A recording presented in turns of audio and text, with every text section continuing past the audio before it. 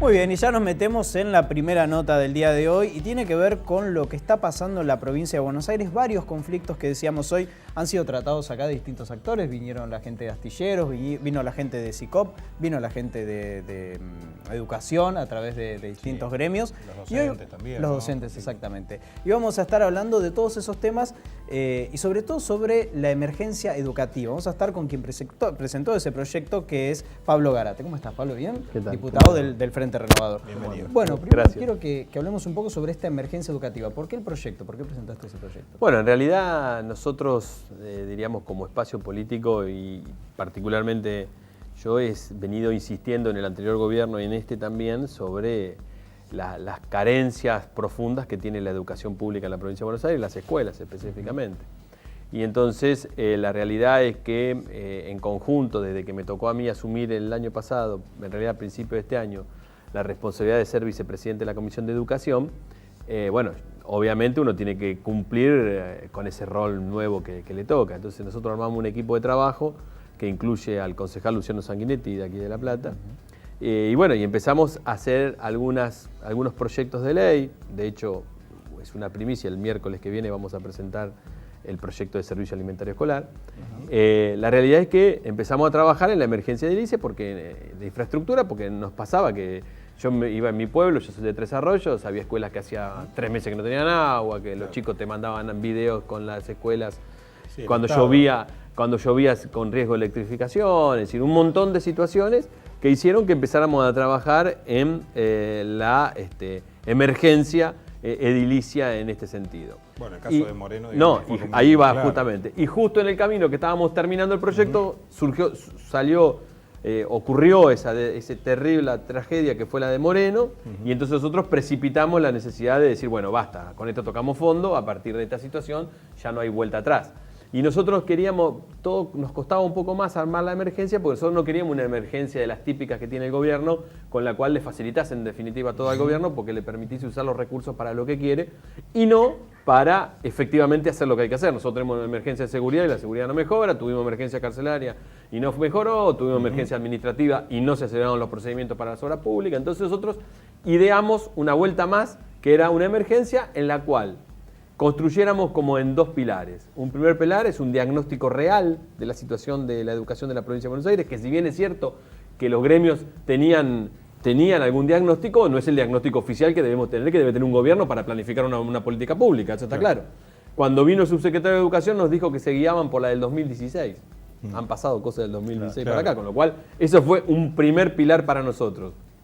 Y el otro pilar es que en la emergencia, por primera vez, el gobierno tiene 30 días a partir de aprobada la emergencia, 60 en realidad, 30 para el diagnóstico y 30 para generar un plan de obra, donde nos diga, la escuela 37 de La Plata, este es el estado, estas son las obras que vamos a hacer.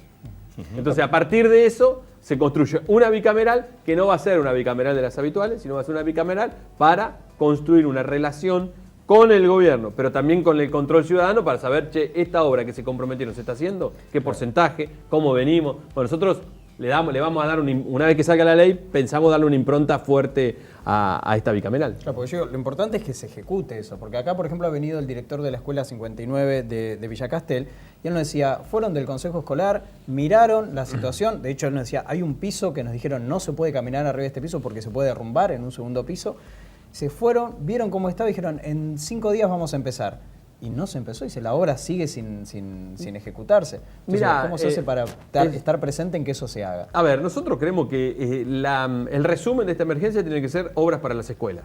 Si no entendemos que el concepto de esta emergencia es ese, estamos equivocados. Con lo cual nosotros lo que vamos a hacer, o lo que pretendemos hacer con esta emergencia es que los recursos que están terminen en la escuela, en la obra que la escuela necesita, y que podamos todos controlar que esa obra se ejecuta. Mira, a mí me pasó una cosa ayer en mi distrito. Hay una escuela primaria con orientación en educación física. No podían picar la pelota porque en el patio no se podía picar la pelota de ninguna manera. Claro. La escuela, ¿qué hace?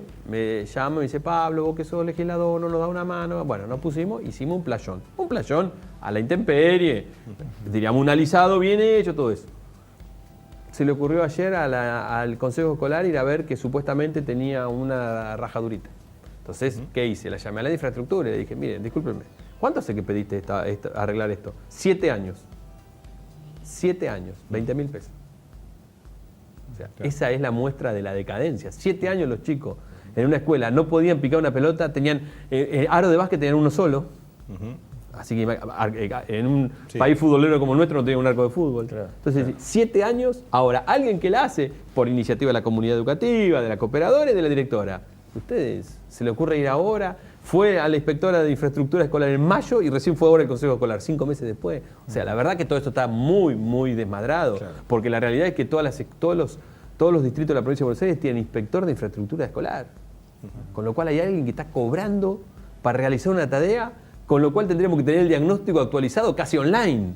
¿Qué nos costaría tener el diagnóstico actualizado online distrito por distrito? Una página web donde alguien diga eso. Miren, yo recién vengo de la presentación del GPS educativo de Luciano Sanguinetti, donde se ve la ejecución del fondo educativo. ¿No lo podríamos hacer eso? Pero claro que lo podríamos hacer. Y entonces tendríamos un control ciudadano, los legisladores, el ejecutivo, todos podríamos saber lo que pasa con las obras. Lo que pasa es que esta provincia, en el tema educativo, para mí adolece y adoleció de mucha improvisación, y mucha burocracia en el medio. Nosotros como espacio político hace mucho que venimos analizando y planteando la necesidad de la descentralización de la gestión educativa.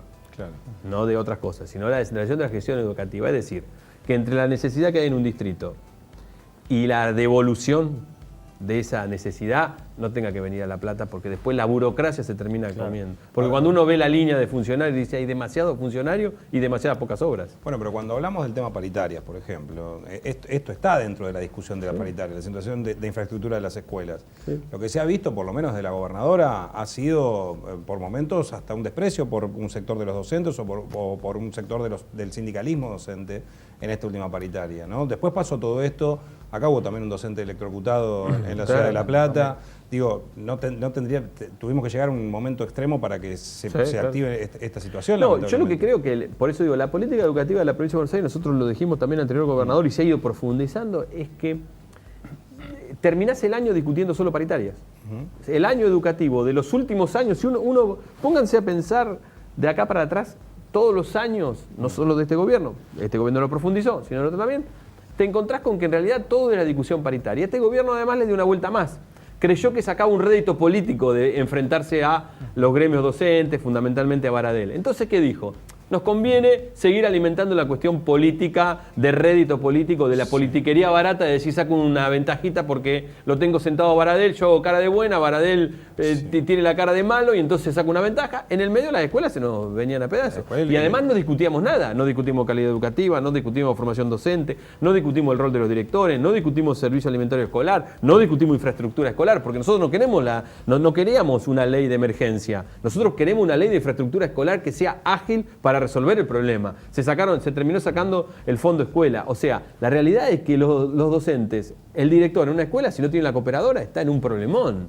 Entonces, como se concentraron siempre en esta disputa política que tenían con los gremios, se olvidaron de la educación. Entonces, lamentablemente, diríamos, la educación venía cayéndose, lo normal, la profundización de lo que venía mal, pasó lo de Moreno, con lo cual se puso en evidencia una situación que el gobierno, producto de su cobertura mediática, de alguna manera no se mostraba, porque diríamos, algunas de las situaciones que me pasaban a mí o a muchos legisladores que veníamos planteando cosas eran cosas aisladas que nos pasaban en otro pueblo, las levantábamos en las redes sociales, las planteábamos como proyectos de declaración o como proyectos para pedirle al Ejecutivo que los resuelva, no se resolvían, pero no pasaba nada porque diríamos que no haya agua en una escuela ya se había naturalizado, porque le hacían ir a los pibes con el bidoncito. Entonces ya se había naturalizado esa cuestión. Ahora, cuando vos tenés una tragedia con 2 trabajadores de la educación muertos, naturalmente decís, bueno, acá se terminó para cosas. La verdad es así, también hay una realidad. La situación de la escuela pública en la provincia de Buenos Aires no era mostrada por los medios de comunicación muchas veces en términos de la catástrofe que está viviendo la educación, ¿no? Entonces era más lindo estar a la salida de la pelea de Baradel, entre comillas digo, ¿no? Con la Vidal, era mucho más interesante para los medios esa disputa, que está bien que los docentes reclamen los salariales, no estamos en esa discusión, pero digo, eran funcionales al gobierno, los medios, para decir, bueno, discute con Baradel y no para discutir la situación de la escuela. Claro, sí, digo, más allá, no recuerdo que le hayan ofrecido la mitad de la inflación a los docentes. Nada, totalmente. Eso es marcado en la situación general de claro, pero a ver, acá el primer... Mira, Cuando hace unos días se discutió, se tiró la idea del servicio esencial de la educación, yo digo, servicio esencial es que los chicos tengan agua en la escuela, claro, que no se les explote una garrafa en la escuela. Eso es entender la educación como servicio esencial, y ese es el concepto incluso que la Corte Nacional en algunos fallos ha entendido. Ahora, servicio esencial es que tengamos docentes capacitados y bien pagos. Esa es eso es uno de los pilares donde hay que asentar la educación. Lo que pasa que, insisto con el concepto, la gobernadora le había servido la disputa política con los gremios docentes. Entonces se sentó ahí y dejó. Y lo que primero era, bueno, no fue en febrero, será en abril, después ya pasó abril, después pasaron las vacaciones, ya estamos en septiembre y ya se nos fue el año. Claro. Ahora, otro foco de conflicto que tiene la gobernadora es con los trabajadores y trabajadoras de astilleros que ayer realizaron una toma acá en el Ministerio de Economía. ¿Cómo ves ese conflicto? Porque ahí no hay una discusión tampoco de, además de lo salarial, no les están dando trabajo. Sí, suma esto. Además de la represión, ¿no? Exactamente, la represión que se lleva acá. Yo lo que veo es que estamos ante un gobierno que los primeros tiempos parecía que el ajustador era solo Macri, y que como los problemas en general de la gente son nacionales, los problemas provinciales en todos los gobiernos han quedado en segundo plano. Yo creo que ahora el problema educativo en la provincia de Buenos Aires ha desgastado a la gobernadora muy fuertemente porque se puso en evidencia una situación gravísima. Entonces, diríamos, todo el mundo veía que, bueno, Macri era el ajustador. Ahora, con lo que nos está pasando, nos estamos dando cuenta que este es un gobierno de ajuste nacional, provincial, incluso en los municipios, y además es un ajuste sin fin. Es decir, no es que en algún momento van a decir, che, vamos a ir para adelante en la política de crecimiento. No, es un ajuste generalizado. Es una política muy parecida a la de los 90 en términos de entender que algunos lugares como Astillero, que fueron emblema antes de Menem y después de Menem, y servían para defender la industria nacional, terminan diciendo, bueno, acá vamos a un país donde yo soy del interior y soy de desarrollo, solo vamos a exportar materia prima y nada más. Entonces, ¿qué pasa? Achican todo. Entonces, lo interesante de esta pelea, y yo siempre se lo digo con el tema educativo, pero lo asimilo acá, es que los trabajadores no están peleando solo por sus salarios, que está bien, sino también están peleando por su fuente de trabajo en términos no de quedar sin trabajo, sino de defender la industria naviera nacional. Es decir, cuando vos estás viendo que los trabajadores pelean por intereses estratégicos del país y en este caso de la provincia de Buenos Aires, ahí es donde se está dando para mí una pelea muy fuerte que lamentablemente este gobierno diríamos no la registra, tiene otra mirada económica muy, muy diferente, ha cometido todos los errores posibles en 2 años y medio, y yo lo que veo que además de todo vamos a un proceso de los próximos 6-7 meses de profundización. ¿Pero vos crees que son errores del gobierno los que cometieron? Porque no darle trabajo a Astillero, no darle insumos, me parece más un plan de gobierno y comprar buques a Francia, armamento a Israel, me parece que es mucho más focalizado en un plan estratégico de gobierno que en errores y en... Sí, yo creo que hay de todo. A ver, hay una decisión estratégica de ciertas cosas, sí, indiscutiblemente, pero después hubo errores en desconocimiento de ciertos panoramas, por ejemplo, panorama internacional. Hay cosas básicas que no entiende Macri, evidentemente Macri no entiende. Yo me acuerdo, yo este año estuve en Francia y me acuerdo que cuando Macri había planteado la posibilidad de sacarle los subsidios a los productores rurales de Francia, era algo, diríamos, inentendible. Es como decir más o menos, che, vamos a suspender el fútbol de todas las categorías de la Argentina, que somos súper futboleros. Bueno, en Francia analizar eso era una política como para que el presidente tuviera que irse. Y en algún momento pensó que eso podía pasar. Entonces digo, leyó todo, leyó mal lo que pasaba en Europa, leyó mal lo que pasaba en Estados Unidos, y además tiene un plan, diríamos, por eso digo, en ese sentido, donde evidentemente entre la improvisación, el plan y los errores, estamos en un verdadero problema que yo creo que además este gobierno, diríamos, vamos a pasar 6-7 meses muy difíciles, y que la única brisa, diríamos, que puede tener favorable puede hacer que, producto de lo del dólar y demás, tengamos un verano donde la gente consuma acá, la cosecha y alguna cosa más, pero la verdad que es muy poquito para lo que está pasando, ¿no? A través de la recesión, una leve recuperación, decimos. Claro, exactamente. Una levísima recuperación, que la verdad que no se va a ver en el bolsillo de la gente, de los sectores medio y medio bajo no se van a ver, por supuesto los sectores más humildes le están pasando muy mal, no se va a ver, pero para algunas cuestiones macroeconómicas, como para que ellos puedan decir, salimos 0,00005 de la red, bueno, pueda mostrarla de esa manera y nada más. No hay posibilidad de... A ver, es un gobierno que va a vender futuro permanentemente. Futuro incierto, porque va a decir, bueno, si ahora va a decir dentro de unos meses... Bueno, lo viene haciendo, viene vendiendo futuro. El segundo semestre, el año que viene, ya pasó lo peor, ahora está por pasar lo peor. Claro, y ahora lo que nos van a vender el año que viene es, si en algún momento va a venir el latiguillo, si nos reeligen, va a haber futuro. Y ahí ya vamos a entender los argentinos que todo era una cuestión electoral. Si nos reeligen, vamos a estar mejor. Nos fueron corriendo tanto que... ¿Y qué pasa con la economía en el sector privado? Digo, porque vos también presentás un proyecto en este sentido en la Cámara, ¿no? Sí, nosotros, yo diríamos, a ver, hoy recibí de la Bolsa de Comercio de Bahía Blanca el informe de lo que es la situación económica, comercial, industrial, agropecuaria, todo, en el interior de la provincia de Buenos Aires, por lo menos de la región donde yo vivo.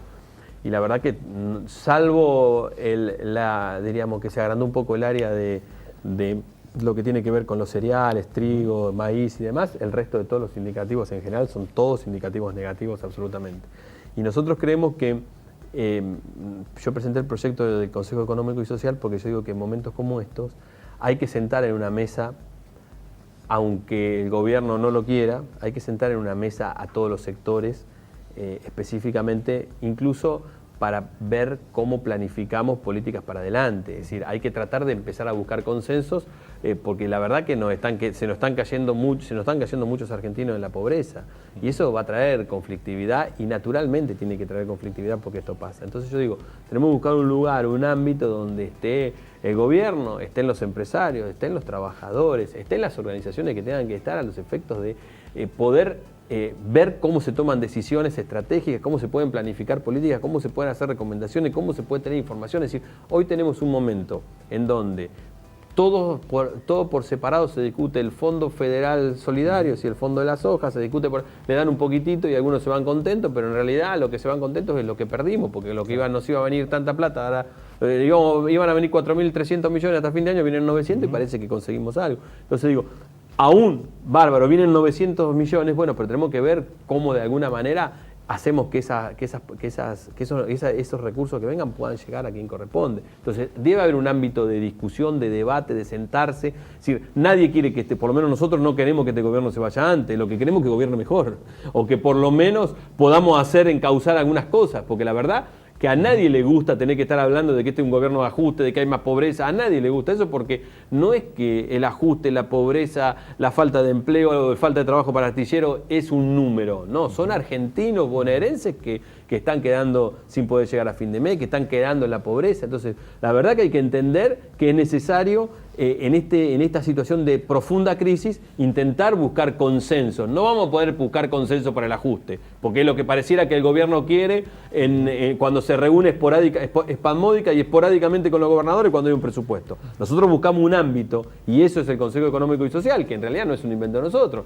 Ya incluso en la primera etapa del peronismo, el peronismo tenía su planificación a partir de un Consejo Económico y Social. Bueno, digo, para pensar políticas planificadas y de mediano, incluso de corto, mediano y largo plazo. No decir, che, cuando nos necesitan nos llaman para ver cómo somos o justificadores o cómo terminamos solamente aceptando un pedacito del ajuste. No, porque si no, la verdad, es decir, hoy yo entiendo a los gobernadores y el otro día escuchaba a algún diputado decir, los gobernadores se los entiende porque están sufriendo el ajuste en sus provincias, naturalmente. Hoy las provincias son los más difíciles. Hoy presentamos nosotros, o ayer, presentamos un pedido de informe sobre la deuda de la provincia de Buenos Aires. La deuda de la provincia de Buenos Aires, el 76% de la deuda de la provincia de Buenos Aires está en dólares. Quiere decir que esa deuda de 76%, o sea, el 76% de la deuda pasó de 17 a 40. Y la gobernadora, la provincia de Buenos Aires y los próximos gobiernos recaudan en pesos. Con lo cual, miren ya cómo se nos agrandó la deuda, porque además los organismos internacionales a los que le sacas deuda tienen que pagar en dólares. Con lo cual, la realidad es que nos está quedando una provincia hiperendeudada para el próximo gobierno. Claro, bueno, teniendo en cuenta eso, digo, justamente el próximo gobierno, ¿no? Porque ya venimos analizando políticas económicas de este gobierno y evidentemente se han hecho muy mal las cosas para gran parte del pueblo, para la mayor parte del pueblo, y algunos ganadores, pero suelen ser poquitos y más o menos los mismos de siempre. ¿Cómo la ves para 2019, digo, en este sentido? ¿Hay posibilidades de una unificación de una parte del peronismo al menos? ¿O cuál es la alternativa a este gobierno actual? Yo reconozco que soy un bicho raro en esto, porque yo entiendo que el peronismo tiene que ir a un proceso de unidad. Yo siempre digo que basado en 3 o 4 cosas. Para mí tiene que generar una profunda autocrítica el peronismo. Profunda, digo, no solamente de los que le tocaron gobernar. A mí, yo nunca fui gobierno en el gobierno anterior, funcionario del gobierno anterior, pero digo, tanto de los que gobernaron la provincia y el país, como los que no gobernamos y en algún momento nos fuimos de la expresión esa del peronismo, todos tenemos que hacer autocrítica porque seguramente todos cometimos errores. Tiene que haber una fuerte renovación política, es decir, la generación de los que tenemos entre 45 y 55 años, hay que hacernos cargo de lo que le pasa al país, a la provincia de Buenos Aires, a nuestros municipios y al peronismo en general, con lo cual también tiene que provocarse esa renovación y además tenemos que tener un plan de gobierno. Es decir, tenemos que decirle, a partir de la autocrítica, vos le tenés que decir a los bonaerenses, miren, nosotros reconocemos que hicimos cosas mal. Porque la verdad, yo no creo que haya un peronista que reconozca que el gobierno de Scioli fue bueno, porque la verdad que hubo muchos errores. Entonces nosotros tenemos que hacer un plan de gobierno que diga, algunos de los que fueron nuestros problemas que los generamos nosotros y otros que profundizó y que generó este gobierno, ¿cómo los vamos a resolver nuestro problema? Entonces, a partir de ese programa de gobierno, tratar de unificar a todo el peronismo. Sé que es difícil.